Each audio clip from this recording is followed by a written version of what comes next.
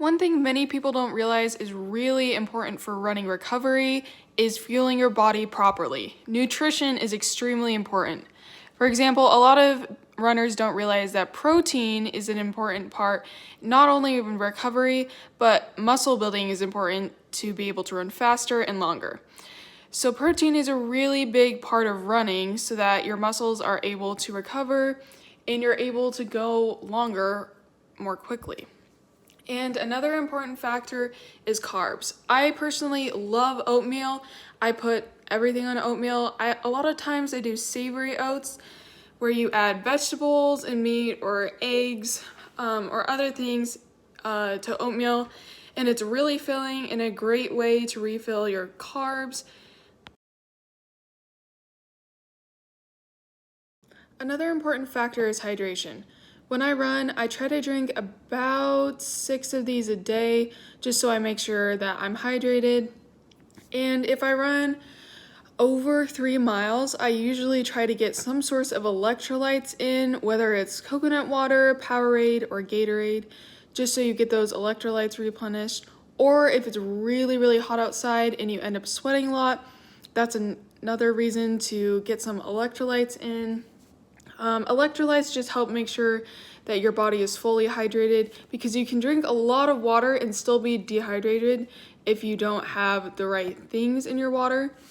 So it's really important to make sure that you're getting all those important nutrients.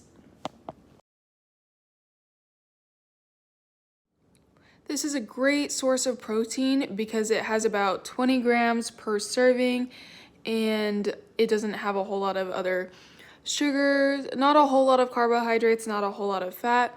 And the source I chose for my protein is peas because with pea protein, if you have a whey sensitivity or a milk or lactose sensitivity, it isn't triggered by peas. So it's a great source that most people don't have allergies to.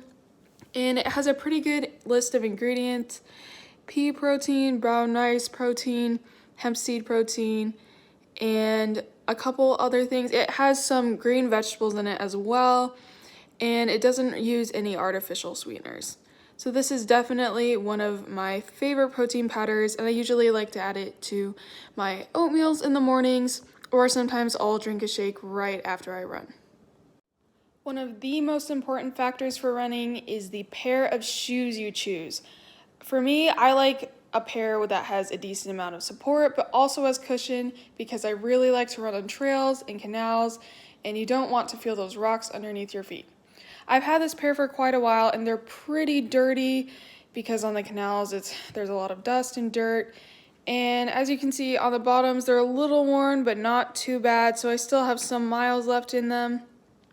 And once your tread is worn down a bit, you definitely want to consider getting a new pair because if you don't, it could risk injuries due to the lack of support and cushion.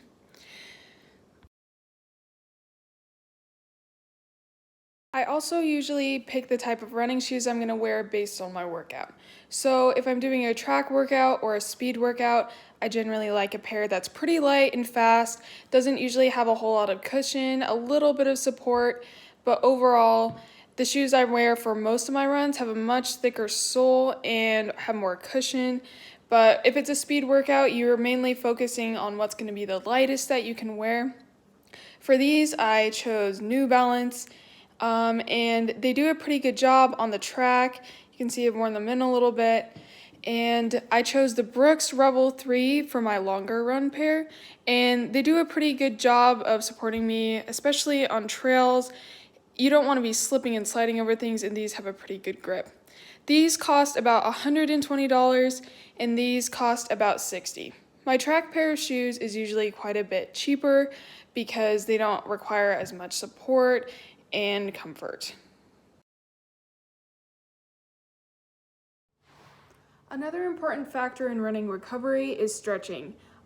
I recommend stretching after every run, although if you're really in a rush, doing just a little bit of stretching can still be beneficial. Ideally, 15 or 10 minutes is ideal because then you really get the chance to loosen up your muscles and make sure they don't tighten up right after working out.